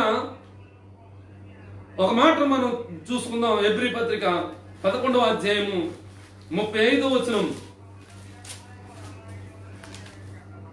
హెబ్రీ పత్రిక 11వ అధ్యాయము 35వ వచనం. స్త్రీలు మృతులైన తమ వారిని పునరుత్థానము వలన మరల పొందిరి, కొందరైతే మరి శ్రేష్టమైన పునరుత్థానం పొందగోరి విడుదల పొందనొల్లక యాతన పెట్టబడిరి. ఇక్కడ 2 మరణాలు మనకు కనబడతా ఉన్నాయి. ఈ యొక్క హెబ్రీ పత్రిక 11వ అధ్యాయం 35వ వచనంలో రాయబడిన మాట ఏంటంటే, స్త్రీలు మృతులైన తమ వారిని పునరుత్థానము వలన మరల పొందిరి. స్త్రీలు మృతులైనటువంటి వారిని తమ వారిని పునరుత్థానము ద్వారా పొందుకున్నారట, మరలా పొందిరి. కొందరైతే మరీ శ్రేష్టమైనటువంటి పునరుత్థానాన్ని పొంది. ఇక్కడ 2 పునరుత్థానాలు మనకు కనబడతా ఉన్నాయి. కొందరు పునరుత్థానాన్ని పొందుకున్నారట, రెండో వారు మరీ శ్రేష్టమైనటువంటి పునరుత్థానాన్ని పొందుకున్నారట. పొందగోరి అనగా ఈ పొందగోరి అనేటువంటి మాట ఏంటంటే పొందుకుంటున్నారు అని అర్థాన్ని ఇస్తా ఉన్నది. అయితే ఇక్కడ ఏం చేస్తా ఉన్నదంటే ఈ పొందగోరి ఏం చేస్తా ఉన్నారంటే వీరు దేవుని విడుదల పొందకుండా ఉన్నారట. అయితే ఇక్కడ మనం గమనిస్తే ఇక్కడ 2 పునరుత్థానాలు మనకు కనబడతా ఉన్నాయి. ఒకటేమో పునరుత్థానము, రెండవది మరీ శ్రేష్టమైనటువంటి పునరుత్థానం. ఈ 2 పునరుత్థానాలకు ఉన్నటువంటి అర్థం ఏంటంటే, ఒకటి మనము శారీరకంగా చనిపోతాం, అలాగే మరలా బ్రతుకుతాం అనేటువంటిది పునరుత్థానం. అయితే చాలా మంది ఈ శరీరంతో కూడా చనిపోయి బ్రతికిన వారు కూడా ఉన్నారు. ఒకటి మార్తా మరియల తమ్ముడైనటువంటి లాజరు చనిపోయాడు. ఆయన చనిపోయిన తర్వాత మరలా దేవుడు బ్రతికించి వారికి పునరుత్థానాన్ని అనుగ్రహించాడు. అలాగే నాయిను అనేటువంటి విధవరాలు కూడా తన కుమారుణ్ణి చనిపోయినప్పుడు తను కూడా మానవ పునరుత్థానం ద్వారా మరలా తన కుమారుని పొందుకున్నది. అలాగే యాయిరు కుమార్తె అయినటువంటి యాయిరు అనేటువంటి కుమార్తెను తన కుమార్తెను కూడా మరణం నుండి మరలా బ్రతికించబడి పొందుకున్నాడు. అయితే ఇవి మరీ శ్రేష్టమైన పునరుత్థానం కాదు. మరలా వారు బ్రతికారు, మరలా చనిపోయారు. అయితే మనము నమ్మవలసింది ఏంటంటే మనకు ఒక పునరుత్థానము దేవుడు కలిగిస్తా ఉన్నాడు. ఇప్పుడు దేవుడు మనల్ని ఏం చేస్తా ఉన్నాడంటే ఆయన రాకడ సమీపించినప్పుడు మనం ఎలా మారుతాము? ఈ దేహములు ఏ విధంగా మారుతాయి? మహిమ శరీరంగా మారిపోతాయి. ఈ శరీరము ఇక్కడ విడిచిపెట్టబడుతుందో ఏటో అవన్నీ మనకు అనవసరం, గాని ఈ శరీరము రెప్పపాటులో దాన్ని ఏ విధంగా మారుస్తాడట? దేవుడు మహిమ శరీరంగా మారుస్తాడట. ఆయన తీసుకుని వెళ్ళడానికి అవకాశం ఉండేటువంటి శరీరంగా మార్చి ఆయన తీసుకువెళ్తాడు. అది ఏమవుతుందంటే మరీ శ్రేష్టమైనటువంటి పునరుత్థానం. పునరుత్థానం అనగా ఈ శరీరంతో చనిపోయి తిరిగి లేచినటువంటి వారు ఉన్నారు. వారిని చూసి మనం పునరుత్థానం పొందారని మనం అనుకోవాల్సిన అవసరం లేదు. వాళ్ళ మరలా చనిపోయారు, మరలా బ్రతికేటువంటి అవకాశం వారికి లేదు. కానీ నిజముగా మనం బ్రతికేటువంటి వారము గనక ఆయన ఈ రోజున రెప్పపాటులో వస్తే గనక మనం ఎత్తబడితే గనక అది ఏమనిపిస్తా ఉందంటే మరణ పునరుత్థానం గనక అది ఏమవుతుందండి? శ్రేష్టమైన పునరుత్థానం, మరి శ్రేష్టమైన పునరుత్థానం. ఈ పునరుత్థానం మనం పొందుకోవాలంటే నువ్వు ఏం చేయాలి అంటే మొట్టమొదటిగా దేవుని యొక్క వాక్యాన్ని ధ్యానిస్తా ఉండాలి, దేవునితో సహవాసం కలిగి ఉండాలి, దేవునితో నువ్వు ఒక సన్నిహిత సంబంధం కలిగి ఉండాలి, ఒక మంచి ఆత్మీయ స్థితిలో నువ్వు బలపరచబడాలి. ఈ లోకానుసారమైనటువంటివన్నీ కూడా నువ్వు అర్థంగా ఎంచుకోవాలి. అందుకే పౌలు అంటూ ఉంటాడు, ఈ లోకాన్ని నేను పెంటగా ఎంచాను. ఈ లోకాన్ని ఎలా ఎంచాడటండి? పెంటగా ఎంచాడట. మీకు వివరంగా నేను ఈ మాటను చెప్తాను. అసలు పెంటగా ఎంచడం ఏంటి అనంటే, మనం ఇప్పుడు ఈ దుబాయ్ దేశంలో ఉన్నాం. ఎవరైనా ఏదైనా ఎక్కడైనా వారికి అనవసరమైనటువంటిది ఏదైనా ఏ బయట పెట్టేశారనుకోండి, ఏ కచ్చడ డబ్బా దగ్గర అంటే డస్ట్బిన్ దగ్గర ఎక్కడో పెట్టారనుకోండి, అక్కడ పెడితే వాడికి అనవసరం. అది మనం ఏం చేస్తామంటే అది మనకు అవసరమని తెచ్చుకుంటా ఉంటాం. ఇక్కడ ఒకడికి అనవసరమైనటువంటిది మనకేమైందండి? అవసరమైంది. అయితే దేవుడు మనల్ని ఏం చేస్తా ఉన్నాడు? ఒక శ్రేష్టమైనటువంటిది ఆయన అనుగ్రహించడానికి, ఒక శ్రేష్టమైనటువంటిది మనకి ఇవ్వడానికి ఆయన ఏం చేస్తా ఉన్నాడంటే ఒక చక్కటి ఆధ్యాత్మికమైనటువంటి స్థితిలో మనల్ని ఉంచడానికి ఆయన ఏం చేస్తా ఉన్నాడంటే పాతవన్నీ కూడా తీసివేయమంటున్నాడు. ఈ లోకంలో ఉన్నటువంటి కూడా తీసేయమంటున్నాడు. అది పెంటగా ఎంచుకోవడం అంటే ఏంటంటే మనకు అనవసరమైనటువంటి తీసివేయమని అర్థం. ఎవడో తీసివేసింది మళ్ళా పెట్టుకోమని కాదు. చాలా మంది ఇంటింటికి తిరుగుతూ ఉంటారు, స్క్రాప్ ఉందా, స్క్రాప్ ఉందా, స్క్రాప్ ఉందా అని. ఇవాడికి ఏంటి? స్క్రాప్ కావాలి. ఇప్పుడు మనం ఏం చేస్తా ఉన్నామంటే మనలో ఒక ఫ్రిడ్జ్ పాడైంది అనుకోండి, లేకపోతే ఏదైనా టీవీ పాడైంది అనుకో, వాడికి స్క్రాప్ గా ఇచ్చేస్తాం. అది మనకి ఏం చేయదు? పని చేయదు. అది మనకు పనికిరాదు. వాడికి ఏం చేస్తుంది? వాడికి పనికి వస్తుంది. అంటే ఈ లోకంలో ఉన్నదంతా కూడా వ్యర్థమే. ఈ లోకంలో ఉన్నదంతా కూడా వ్యర్థమే. కనుక ఈ లోకానుసారమైనటువంటివి అన్ని కూడా మనం విడిచిపెట్టాలి. అంటే అన్ని పెంటగా ఇచ్చాడు. ఇప్పుడు చూడండి, పౌలు గారికి పెంటగా ఇచ్చడం అంటే మరి ఒక మాట మీకు చెప్పడానికి సాహసిస్తాను. ఇప్పుడు ఎక్కువ ధనం ఉందండి, ఆ ధనం చూస్తే మనం ఎవరైనా వదులుతామా? ఎక్కువ బంగారం ఉందండి, ఇంట్లోనే మందే అవ్వచ్చు, మందే మన బంగారమే, మన డబ్బే, మన ధనమే, మన యొక్క ఆస్తే మనం ఏం చేస్తామంటే చాలా ప్రేమించి మనము చాలా భద్రంగా చేసుకుంటా ఉంటాం. అది పౌలు ఏం చేస్తాడంటే ధనమా నాకు పెంట అంటాడు, బంగారమా నాకు పెంట అంటాడు, ఈ ఆస్తుల నాకు పెంట అంటూ ఉంటాడు. అయితే అతనికి ఏమైంది? పెంట. ఈ పెంట పెంట పెంట అనేటువంటిది మనకేమవుతుందంటే మన ఆస్తి అయిపోయి కూర్చోంటా ఉంది. మన ఆస్తిగా మన ఇంట్లోనే తిష్ట వేస్తా ఉంది. మనకు ఆ ప్రేమను చల్లార్చేస్తా ఉంది. దేవుని ప్రేమ అనేటువంటిది మనకు తెలియకుండా చేసేసి దాన్ని ఏం చేస్తా ఉన్నదంటే ఆర్పేస్తా ఉన్నది. అందుకే అంటున్నాడు, అగాధ జలములు నన్ను ఆర్పజాలవో. ఈ పరమగీతముల గ్రంథంలో ఉన్నటువంటిది ఆయన ప్రేమను వివరించడానికి నిజానికి ఈ సమయం అనేటువంటిది సరిపోవట్లేదు. ఆయన ప్రేమను వివరించాలంటే దేవుని యొక్క గ్రంథంలో రాయబడిన మాటలు మనం చాలా వరకు కొరింథీ పత్రికలో రాయబడ్డాయి. ఆ ప్రేమ అనేటువంటిది దానికి నిర్వచనాలు చాలా కొరింథీ పత్రిక మొదటి పత్రికలో చాలా విషయాలు రాయబడ్డాయి. కనుక మనం ఒకసారి అది కూడా ధ్యానం చేద్దాం. ఆయన ప్రేమ ఎటువంటిదో. మనం ఈ లోకానుసారమైనటువంటి ప్రేమలు చాలా ఉన్నప్పటికీ అవన్నీ కూడా ఏం చేయాలంటే తృణప్రాయంగా మనం విడిచిపెట్టాలి. తల్లిదండ్రుల ప్రేమ అంతంత మాత్రమే, బంధుమిత్రుల ప్రేమ అంతంత మాత్రమే, స్నేహితుల ప్రేమ కూడా అంత మాత్రమే ఉంటుంది. కానీ నీకు తండ్రి కొడుకుల మీద ఉన్నటువంటి ప్రేమ కూడా అంతంత మాత్రంగానే ఉంటుంది. ఒక విషయాన్ని మనం జ్ఞాపకం చేసుకుంటే ఒకే తండ్రికి పుట్టినటువంటి బిడ్డలు ఉంటారు ఇద్దరు. ఒకడికి ఆస్తి ఎక్కువ ఇస్తూ ఉంటాడు, ఒకడికి తక్కువ ఇస్తూ ఉంటాడు. అది ఆది కాండంలో కూడా మనం చూడగలిగాం. అది ఆది కాండంలో కూడా మనం చూడగలిగాం. ఇది లోకంలో కూడా జరుగుతున్నటువంటి అదే. అంటే ఒకడి మీద ప్రేమ ఎక్కువ, ఒకడి మీద ప్రేమ తక్కువ. వాడు కడుపును పుట్టినటువంటి బిడ్డలే, కానీ ఒకడి మీద ప్రేమ ఎక్కువ పెంచుకుంటూ ఉంటారు. కనుక అంటే రెండో వాడి మీద తక్కువ ఇచ్చాడంటే అర్థం ఏంటి అంటే అతని మీద ప్రేమ తక్కువ ఉన్నట్టే కదా. అనగా తల్లిదండ్రుల ప్రేమ, కుమారులు కుమార్తెల ప్రేమ, అలాగే భార్య భర్తల ప్రేమ, ఇవన్నీ కూడా శాశ్వత కాలం ఉండేటువంటివి కాదు. ఇవి కొంతకాలం మాత్రమే ఉండేటువంటివి. నా యేసయ్య ప్రేమ తరతరములు ఉండేటువంటి ప్రేమ, ఆ శాశ్వత కాలం ఉండేటువంటి ప్రేమ. కనుక కొరింథీయుల పత్రికలో మనం చూస్తే మొదటి పత్రికలో చాలా విషయాలు రాయబడి ఉన్నాయి. కనుక కొద్దిగా మనం ఒక వాక్యాన్ని జ్ఞాపకం చేసి నేను దీన్ని ముగిస్తాను. గ్లోరీ, హల్లెలూయా. మొదటి పత్రిక 2వ అధ్యాయం 13వ అధ్యాయం 13వ అధ్యాయం 3వ వచనం. 13వ అధ్యాయం 3వ వచనం చూడండి ఒకసారి.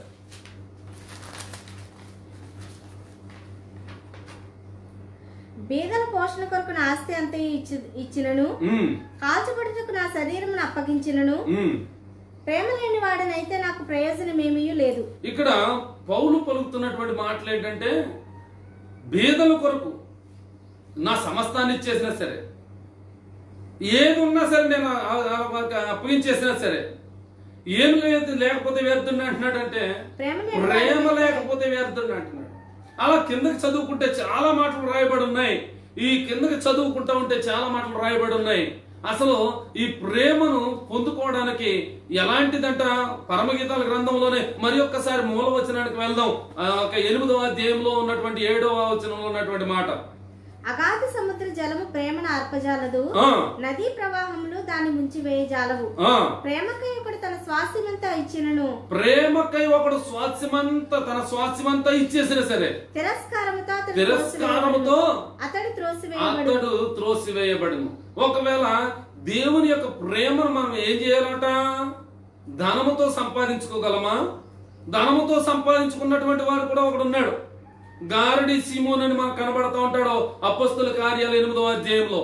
ఈ గారడి సీమోన్ కూడా ఏమనుకుంటాడంటే, దేవుని ప్రేమను సంపాదించుకోవాలి, ధనం ఇచ్చి ఆయన యొక్క కార్యాలు నేను సంపాదించుకోవాలి, ఆయన పరిశుద్ధాత్మ దేవుడిని కొనుక్కోవాలని ఒక ఆశ కలిగి గారడి సీమోన్ అనేటువంటి వాడు పేతురు యోహాను వారు బోధిస్తూ ఉంటుండగా, అనేక ఆశ్చర్య కార్యాలు అద్భుత కార్యాలు చేస్తూ ఉంటుండగా అక్కడ ఏమని అడుగుతా ఉన్నాడంటే, 8వ అధ్యాయం అపొస్తలుల కార్యాలు 17వ వచనం, అప్పుడు పేతురును యోహానును వారి మీద చేతులుంచగా వారు పరిశుద్ధాత్మను పొందిరి.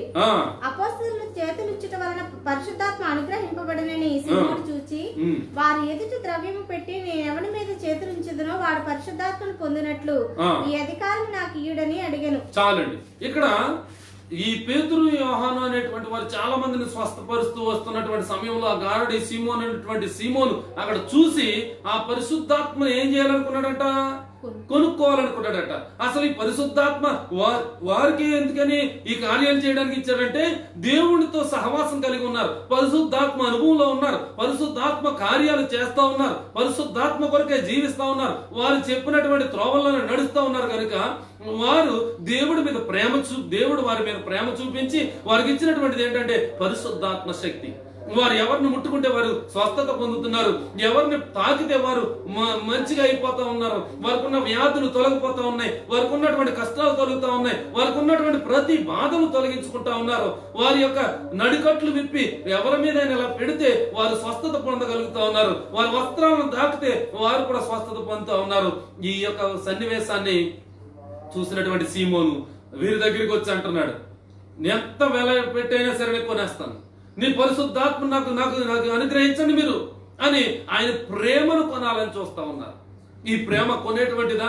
అందుకే అంటున్నాడు పరమగీతాల గ్రంథంలో 8వ అధ్యాయము 7వ వచనంలో, ప్రేమకై ఒకడు తన స్వాస్థ్యమంతా ఇచ్చినను, ఒకడు తన స్వాస్థ్యమంతా ఇచ్చేసినా సరే తిరస్కారముతో అతడు త్రోసివేయబడు. అది లాస్ట్ కి ఈ సీమోను పేతురు ఆ యొక్క యోహానును వెళ్తున్నటువంటి సమయంలో అక్కడ లాస్ట్ కి ఏం చెప్తున్నారంటే, నీవు పరిశుద్ధాత్మని నువ్వు కొనాలనుకుంటున్నావు గనక ఒకసారి ద్రవ్యం ఇచ్చి దేవుని వరము సంపాదించుకొందునని తలంచుకొనినందున నీ వెండి నీతో నశించును గాక. నీ హృదయం దేవుని ఎదుట సరైనది కాదు గనుక ఈ కార్యమందు నీకు పాలు పంపులు లేవు. చాలండి, ఇక్కడ చూడండి, ఆ కార్యాలు చూశాడు. ఆ కార్యాలు చూసిన వెంటనే ఒకవేళ దేవునికి సరెండర్ అయిపోయి, నేను కూడా వీరితో పాటుగా ఒక శిష్యుడిగా జాయిన్ అయ్యి వీరితో పాటుగా దేవునితో నేను సహవాసం కలిగి ఉంటే ఇటువంటి ఆశీర్వాదాలు నేను కూడా చేయగలను, ఇటువంటి కార్యాలు స్వస్థత కార్యాలు చేయగలను అనేటువంటి ఒక కోరిక వారిలో ఉండి వారిని వెంబడించితే గనక నిజంగా ఆ పరిశుద్ధాత్మ అతను ఆవరించేదే. కానీ ఇతను ఏమనుకుంటున్నాడంటే, నేను గారడి వాడిని కదా, నేను ఇంకా ఎక్కువ ధనం సంపాదించవచ్చు, నేను ఈ గారడి చేసి అనేకమైనటువంటి ధనధాన్యాలు సంపాదిస్తున్నాను, ఆస్తులు సంపాదిస్తున్నాను, ఇది కూడా నాకు తోడై ఉంటే గనక, ఈ పరిశుద్ధాత్మని కొనుక్కుంటే గనక, ఈ కొనుక్కున్నటువంటి ఆ పరిశుద్ధాత్మతో ఇంకా నేను అనేక మందిని సంపాదించుకోవచ్చు, అనేకమైనటువంటి ధనధాన్యాలు సంపాదించుకోవచ్చు అని ఒక ఆలోచన దురదృష్టకరంగా ఆయన కలిగి ఉన్నాడు. అందు గురించి వీరేమంటున్నారంటే, నీ వెండి నీతో పాటు నశించును కాక. నువ్వు కొనుక్కున్నది ఎవరినే కొనుక్కోవాలనుకుంటున్నది, ద్రవ్యం పెట్టి కొనుక్కోవాలనుకున్నది ఎవరిని అని అంటే దేవుని, దేవుని యొక్క ప్రేమను. దేవుని ప్రేమ నీ పట్ల ఉంటే, దేవుని ఎడల నీ యొక్క కోరిక ఉంటే, ఆ రెండు కలిసి అనగా దేవునితో నీవు, నీతో దేవుడు కలిసి ఒక మంచి సహవాసము కలిగి ఆయన ప్రేమను నువ్వు పొందుకుంటే పరిశుద్ధాత్మనికి ఆటోమేటిక్ అనుగ్రహించబడుతుంది. నువ్వు చేసేటువంటి ప్రార్థన ద్వారా అనేక మంది స్వస్థత కలుగుతుంది. ఈ రోజు స్వస్థత అని అంటే స్వస్థతలు వెనకే పడుతున్నారు, కానీ స్వస్థతలు ఇచ్చేటువంటి యేసయ్య వెనక పడలేకపోతా ఉన్నారు. యేసయ్యను మర్చిపోతున్నారు, స్వస్థత ఇచ్చేటువంటి యేసయ్యను. కనుక ఈ రోజు నువ్వు అనుసరించవలసింది ఎవరినంటే, ద్రవ్యం పెట్టి కొనుక్కునేటువంటిది ఆయన ప్రేమ కాదు, ద్రవ్యం పెట్టి ఆయన పరిశుద్ధాత్మను పొందుకునే శక్తి కాదు, ద్రవ్యం పెట్టి కొనాలనుకునేటువంటిది కాదు. అందు గురించి ఏమంటున్నారంటే, ఈ యోహాను, ఈ పేతురును, నీ వెండి నీతో పాటు నశించును గాక. నీ హృదయము దేవుని ఎదుట సరి అయినది కాదు కనుక ఈ కార్యములో నీకు పాలు పంపులు లేవు. ఈ కార్యములో నీకు పాలు పంపులు లేవు అనగా దేవుని ప్రేమలో పాలు పంపులు లేవు, దేవుని సహవాసంలో పాలు పంపులు లేవు, దేవుని యొక్క కార్యాల్లో దేనిలో కూడా పాలు పంపులు లేవు, పరిశుద్ధాత్మలో అస్సలే పాలు పంపులు లేవని వారు తేల్చి చెప్పేశారు. అప్పుడు ఏమంటున్నాడంటే, కాబట్టి నీ చెడుతనము మానుకొని మారు మనసున్నది కనుక ఈ ఆలోచన ఉంటే, ఈ ఆలోచన కనుక నీకుంటే ఆ ఆలోచన ఏం చేయాలట? మానుకోవాలి. మానుకొని మోకాళ్ళయి దేవుని సన్నిధిలో మొరపెట్టు. నీకున్నటువంటి పాత స్థితిని నువ్వు తొలగించుకో, నీకున్నటువంటి పాత తలంపులు తొలగించుకో, నీకున్నటువంటి పాప క్రియలన్నీ తొలగించుకో, నీకున్నటువంటి ఆ లోకానుసారమైనటువంటి ఆశలన్నీ కూడా తొలగించుకుని మారు మనసు పొంది ఆయన వైపు తిరిగితే ఒకవేళ నిన్ను రక్షిస్తాడేమో అని అంటున్నారు. ఒకవేళ నీ హృదయాలోచన క్షమించబడి నీవు ఘోర దుష్టత్వములోను దుర్నీతి బంధకములోను ఉన్నట్టు నాకు కనబడుచున్నదని చెప్పాను. అందుకు సీమోను ఏమంటున్నాడో తెలుసా? మీరు చెప్పిన వాటిలో ఏది నా మీదకి రాకుండా మీరే నా కొరకు ప్రభువును వేడుకొనుడని చెప్పాను. ఇప్పుడు చూడండి, వాడేమో దేవుని కృపలో ఏదో రకంగా వీడు బాగుపడతాడేమో అని వాళ్ళు చెప్తే, వీడేమంటున్నాడంటే గారడి సీమోను, నా మీదకి రాకుండా మీరే ఆ ప్రార్థన చేసేయండి అంటున్నాడు. మీరే ఆ ప్రార్థన చేసేయండి, ఆ ప్రార్థన ద్వారా ఒకవేళ నాకు శాపం పోద్దేమో అని అంటున్నాడు. అంటే ప్రార్థించగలిగినటువంటి శక్తి కూడా అతనికి లేదు, ప్రార్థించాలి అనేటువంటి యోచన వారికి లేదు. అంటే ఎందుకని లేదు అని అంటే దేవుని ప్రేమను తెలియదు, దేవుని వాత్సల్యము తెలియదు, దేవుని కృప ఏంటో తెలియదు, దేవుడిచ్చే ఆశీర్వాదం ఏంటో తెలియదు, దేవుడిచ్చి పరిశుద్ధాత్మ ఏంటో తెలియదు, పరిశుద్ధాత్మ కార్యములు తెలియదు. అందు గురించి ఇతనేమంటున్నాడంటే, ప్రార్థించే శక్తి నాలో లేదు, ప్రార్థన చేయలేను, నేను చేసేట మనసు కూడా లేదు, అందు గురించి నా తరపున మీరే చేసేయండి, ఆ కార్యం ఏదో మీరే చేయండి అని అంటున్నాడు. ఎవడో నీ తల మీద ఏదో ఉందంటే అదేదో నువ్వే తీసే నీ చేత్తో అన్నాడట. అదే రీతిగా ఈ గారడి సీమోను అనేటువంటి వాడు ద్రవ్యము పెట్టి ఆ యొక్క పరిశుద్ధాత్మను కొనుక్కోవాలని చూస్తా ఉన్నాడు, పరిశుద్ధాత్మను కొనుక్కోవాలని చూస్తున్నాడు. కనుక ఇక్కడ వాక్యము పరమగీతాల గ్రంథంలో ఏం చెప్తుందంటే, ప్రేమకై ఒకడు తన స్వాస్థ్యమంతయు కూడా ఇచ్చినను తిరస్కారముతో అతడు త్రోసివేయబడును. తిరస్కారముతో త్రోసివేయబడతా ఉన్నాడు. ఇప్పుడు గారడి సీమోను అనేటువంటి వాడు ఏం చేయబడ్డాడు? త్రోసివేయబడ్డాడు. అలాగే ఈ యోనా అనేటువంటి ఆ ప్రవక్త యోనా నినివే పట్టణానికి వెళ్లకుండా ఎక్కడికి త్రోసివేయబడ్డాడంటే సముద్ర అగాధ జలాల్లోకి త్రోసివేయబడ్డాడు. కానీ దేవునికి ప్రార్థించిన కారణముగా, దేవునికి ఒక మంచి విధేయతగా ఉన్న కారణాన మరలా దేవుడు ఏం చేశాడంటే విడిపించాడు. ఈ రోజు ఈ యొక్క కష్టాల్లో ఉన్నప్పుడు ప్రార్థించడానికి మనం పూనుకుంటున్నామేమో. ఆ విపత్తు మన మీద పడిపోయినప్పుడు, ఒక విపత్కరమైనటువంటి కార్యం మన మీద పడిపోయినప్పుడు, ఒక కష్టాల్లో బంధకాల్లో మనం పడిపోయినప్పుడు ప్రార్థించడానికి యోనా వలె మనం సిద్ధపడి ఉన్నామేమో. దయచేసి గమనించండి మా ప్రియమైనటువంటి మిత్రులారా. ఆయన ఎక్కడున్నాడో అగాధ జలాల్లో ఉన్నాను, నన్ను క్షమించు, నన్ను రక్షించు, నన్ను కాపాడు, ఈ అగాధ జలాలు నన్ను చుట్టేసిని అని ఎంతగానో మొర పెడతా ఉన్నాడండి యోనా. అనగా యోనా ఇప్పుడు ఉన్నటువంటి పరిస్థితి ఏంటో తెలుసా? మనం ఇప్పుడు ఈ పరిస్థితుల్లో మనం ఏం చెప్పుకుంటామంటే ఐసీయూ అంటాం. అంటే ఇన్సెంటివ్ యూనిట్ కేర్ యూనిట్ అంటే ఐసీయూ అంటే ఇన్సెంటివ్ కేర్ యూనిట్. ఈ యొక్క ఐసీయూలో ఉంటే అప్పుడు మొరపెడుతున్నాడు అతను. ఆ విధంగా మనం ఐసీయూలోకి వెళ్ళిన తర్వాత మొరపెట్టడం కాదు, హాస్పిటల్ పాలైన తర్వాత మొరపెట్టడం కాదు. నీకు జీవము ఉండగానే, నీలో వెలుగు ఉండగానే, నీ వెలుగు అనగా నీ ఆత్మ ఆరకముందే నీ పరిశుద్ధాత్మను నువ్వు పొందుకుని దేవుని ఎదుట నువ్వు నిర్దోషిగా ఉండాలంటే నువ్వేం చేయాలంటే వేకువని లేచి దేవునికి ప్రార్థన చేయగలిగినట్లయితే దేవుని యొక్క ఈ ప్రేమ నిన్ను ఏం చేస్తుందంటే కాపాడగలుగుతుంది. దేవుని ప్రేమ నిన్ను బలపరుస్తుంది. దేవుని ప్రేమ నిన్ను పాప బంధకాల నుండి విడిపించి ఆయన ఒక మంచి ఆధిక్యతలోకి నిన్ను నడిపిస్తాడు. ఇది నమ్మగలిగినట్లయితే ఈ పరమగీతముల గ్రంథములో ఉన్నటువంటి మాటలు నీ హృదయాన్ని కనుక తాకినట్లయితే, ఆయన ప్రేమ నన్ను విడువదు, ఎడబాయదు అని సెలవిచ్చినటువంటి దేవుడు కనుక నీవు ఈ పరమగీతముల గ్రంథాన్ని నువ్వు ధ్యానిస్తూ నువ్వు ఉండగలిగినట్లయితే నీకున్నటువంటి పాప విమోచన కార్యాలన్నీ కూడా నువ్వు తొలగించుకుని ఆయనలో నువ్వు విమోచన పొందుకుని రక్షకుడైనటువంటి యేసు రక్తము చేత కడగబడి నీవు నిర్దోషమైన గొర్రె పిల్లగా ఆయన ఎదుట ఒక నిర్దోషమైనటువంటి వ్యక్తిగా నువ్వు నిలబడగలిగేటువంటి శక్తి నువ్వు పొందుకుంటే ఈ రోజు నిన్ను ఏం చేస్తాడంటే ఆయన ఒక ప్రేమయ్య ఉన్నాడు కనుక, ప్రేమ స్వరూపుడై ఉన్నాడు కనుక, ప్రేమను ఇచ్చేవాడుగా ఉన్నాడు కనుక, ఆయనే ప్రేమై ఉన్నాడు కనుక, ఆయనే వెలుగై ఉన్నాడు కనుక నీ హృదయంలో ఒక వెలుగును నింపుతాడు, నీ మనస్సులో ఒక వెలుగును నింపుతాడు, నీ జీవితాల్లో వెలుగును నింపుతాడు. అంధకారంలో ఉన్నటువంటి నీవు, అంధకార బంధంలో ఉన్నటువంటి నీవు ఒక వెలుగులోనికి నడిపించబడతావు. ఆయన ప్రేమను పొందుకుంటావు, ఆయన కృపను పొందుకుంటావు. కనుక లేచి నిలబడి దేవుని ప్రార్థించుదాం. ప్రియమైనటువంటి దేవుని బిడ్డలారా, లేచి నిలబడదాం. అయ్యా, నేను యోనా వలె ఆయన చెప్పినటువంటి కార్యము నమ్మక, ఆయన వెళ్ళమన్నటువంటి స్థలానికి వెళ్ళక నేను అగాధంలో పడిపోయాను ప్రభు. నీవు చెప్పినటువంటి వాక్యము ధ్యానించక, నీవు చెప్పినటువంటి మార్గంలో నడవక నేను కూడా అగాధంలో పడిపోయాను తండ్రి. కనుక ఈ దినాన్ని నేను మరి ఒక్కసారి నీ పాద సన్నిధికి చేరి నేను అడుగుతూ ఉన్నాను ప్రభు అని ఒక్కసారి అడగలవా? నా ప్రియ సహోదరి, నా ప్రియమైనటువంటి సహోదరుడా, ఒక్కసారి నువ్వు అడగగలిగినట్లయితే ఆయన ఏం చెప్పిస్తాడంటే యోనాకు ఐసీయూలో నుండి ఎలా అయితే విడుదల చేయించాడో నిన్ను కూడా ఈ రోజు పాప బంధకాల్లో ఉన్న నిన్ను ఆయన ఏం చేస్తాడంటే విడుదల చేస్తానికి సిద్ధంగా ఉన్నాడు. ఆయన ప్రేమను నీ పైన చూపిస్తా ఉన్నాడు. యోనాను చంపకుండా, యోనాను హతము చేయకుండా, మరణానికి పాత్రుడు కాకుండా ఆయన ప్రేమ కాపాడిందండి. ఆ స్థితిలో నిన్ను దేవుడు కాపాడుతా ఉన్నాడు.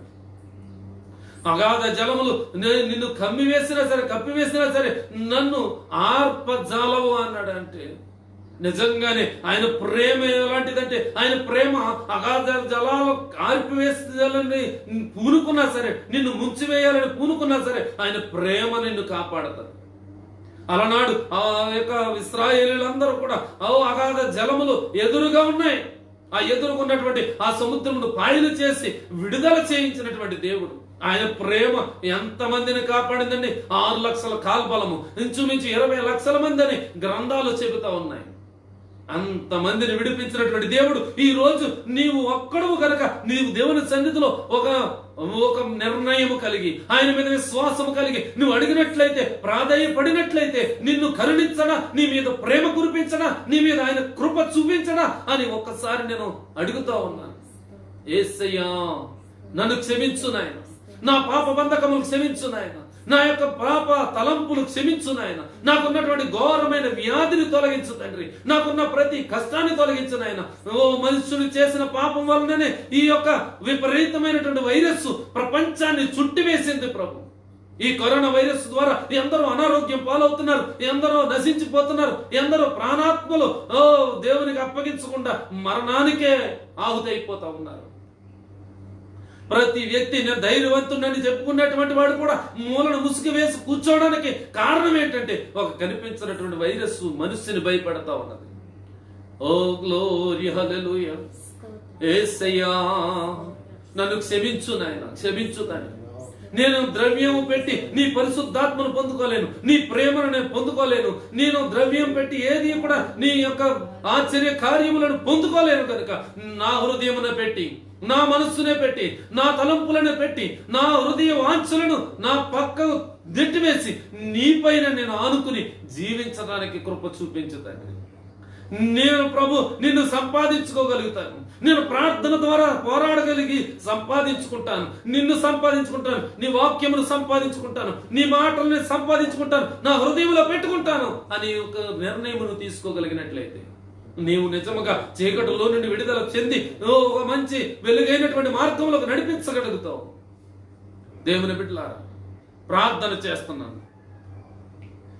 పరిశుద్ధుడు మహాగణుడు అయిన మా ప్రియ పరలోకపు తండ్రి, నీ మహిమ గల నామానికి వందనాలు చెల్లిస్తున్నాను ప్రభు.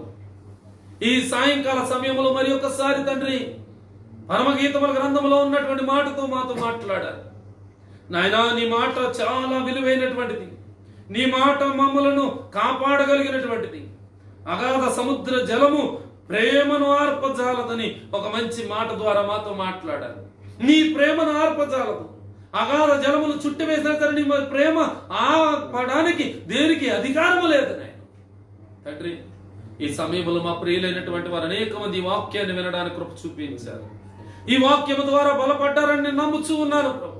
వారి విశ్వాసమును ఇంకను దృఢపరచండి, వారి విశ్వాసములు ఇంకను నీ యొక్క యాత్రలో కొనసాగడానికి కృప దయచేయండి. నీ వాక్యము కొరకు కష్టించి ప్రభా ఈ లోకంలో ఉన్నదంతా కూడా పెంటగా ఎంచి నీ కొరకు ఒక సజీవ దానముగా నైనా సజీవ యాగముగా మేము సమర్పించుకునే యోధులుగా ఉండాలని ఒక నిర్ణయం తీసుకున్న బిడ్డలను బట్టి మీకు వందనాలు తండ్రి.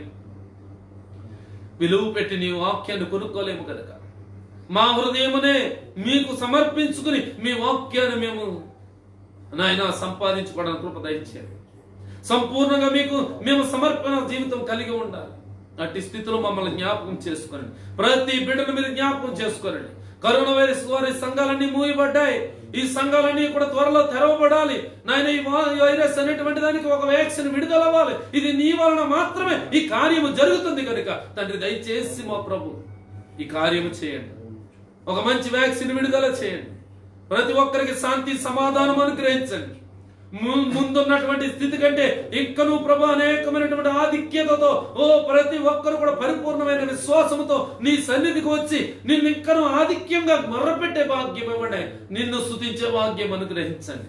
సంగములుగా కూడాలి, సంగములుగా కూడుకుని స్తుతించాలి, సహవాసములుగా స్తుతించాలి. అట్టి ధన్యత కృపను మాకు అనుగ్రహించండి. దుబాయ్ దేశంలో ఉన్నాం. అనేక సంఘాలలో ఉన్నటువంటి నాయకులు, అనేక మంది నాయన యాజకులు, పరిచారకులు, నీ సేవకులు ఉన్నారు. ఒక్కొక్కరిని పేరు పేరును మీరు దర్శించండి నాయన. తగినటువంటి యోచన శక్తిని వరకు అనుగ్రహించండి. సంఘమును ఏ రీతిగా పాలించాలో అటు తెలివిని జ్ఞానమును వరకు అనుగ్రహించండి. సంఘము నీది, నీవు కట్టావు నాయన. నీవే నీ జీవము నుంచి సంపాదించిన సంఘము కనుక ప్రభు సంఘముని రాకడలో ఎత్తబడే విధముగా ప్రతి సేవకుడు కూడా నేను స్వార్థమైనటువంటి సేవ చేసి నీ రాకడకు సిద్ధపరిచే సంఘముగా తయారు చేయడానికి కృప దయచేయండి. ప్రతి ఒక్కరిపైన నీ ఆత్మను కుమ్మరించండి. అలాగే ప్రభు ఇండియా ఉన్నటువంటి ప్రజలు, నాయకులు నాయన, అనేక మంది దైవజనులు, అనేక మంది నాయన ప్రజలు, కష్టాలు ఉన్నటువంటి వారు అనేక మంది ఉన్నారు, పేదవారు ఉన్నారు నాయన. తండ్రి ప్రభు వారి కొరకు మేము మీ సన్నిధిలో యాచన చేస్తున్నాం, అడుగుతూ ఉన్నాము తండ్రి. వారిని కూడా కరుణించండి, పేదల పట్ల దయ పుట్టించండి, నాయకులకు మంచి ఆలోచన శక్తినివ్వండి తండ్రి. ఈ కరోనా కష్టకాలమును యేసు నామములో తొలగించమని ప్రార్థిస్తున్నాను. ప్రతి విధమైన సాతాను అంధకార దుష్ట శక్తులను యేసుక్రీస్తు నామములో తొలగిపోవును గాక అని ప్రార్థిస్తున్నాను.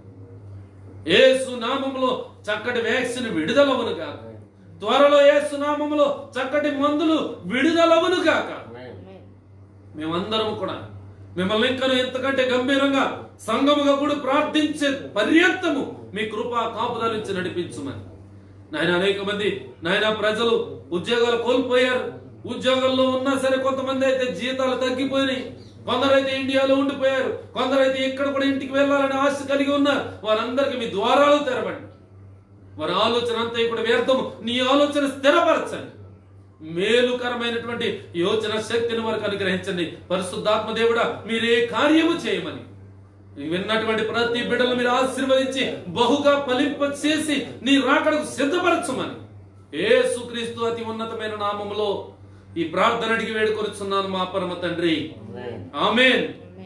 మన పరమ తండ్రి అయిన దేవుని దయయు, కుమారుడైన యేసుక్రీస్తు వారి కృపయు, పరిశుద్ధాత్మన్యుని సహవాసము సమాధానము ఇప్పుడు ఎల్లప్పుడు సదాకాలము తోడే ఉండి నడిపించును గాక. ఆమేన్. యేసు రక్తమే జయం, ప్రభు యేసు రక్తమే జయం. ప్రభు యేసు నామములో సంపూర్ణ విజయం కలుగును గాక. ఆమేన్. ఆమేన్. అందరికీ వందనాలండి. ప్రతి ఒక్కరికి పేరు పేరున కృతజ్ఞతలు తెలియజేస్తా ఉన్నాను.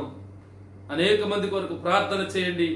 ఈ చిన్న పరిచర్య కార్టూన్ తెలు క్రైస్తవ సంఘము దుబాయ్ దేవుడు ఇంకను ఆశీర్వాదకరంగా నడిపించులాగున ప్రార్థించమని మనవి చేస్తూ ముగిస్తా ఉన్నాను.